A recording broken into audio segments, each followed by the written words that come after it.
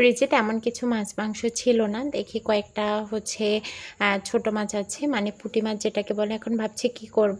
আর তরকারির ভিতরে ছিল হচ্ছে ভেন্ডি, তো ভাবলাম যে ভেন্ডিটাকে ভেজে নেব আর হচ্ছে মাছটাকেও ভেজে নেব।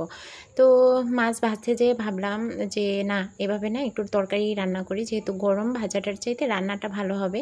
তো মাছটাকে ভেজে পাশে রেখে দিয়েছি, এদিকে হচ্ছে তেল দিয়ে দিয়েছিলাম আর পেঁয়াজ কুচি, মরিচ কুচি আর হচ্ছে আলু কেটে নিয়েছি। আর এখানে আদা বাটা, রসুন বাটা, লবণ, হলুদের গুঁড়ো, মরিচের গুঁড়ো, জিরার গুঁড়ো, যা যা মশলা প্রয়োজন সব কিছু নিয়ে নিয়েছি। একবারে দিয়ে দিয়েছি পরিমাণ মতো একটু পানি দিয়ে, এটাকে হচ্ছে বসে মানে হচ্ছে মশলার সাথে কষিয়ে নেবার। আলুটাও সেদ্ধ হয়ে যাবে। দেখেন এই সেদ্ধ হয়ে গেছে মোটামুটি। এই পর্যায়ে আসার পরে আমি এখানে ভেন্ডিটাকেও হচ্ছে দিয়ে দিয়েছি। ভেন্ডি যেহেতু একবারই নরম তরকারি, বেশিক্ষণ লাগে না। এটাকে 2-3 মিনিট, মানে 5 মিনিট একটু কষিয়ে তারপরে এখানে কুসুম গরম পানি দিয়ে দিয়েছি।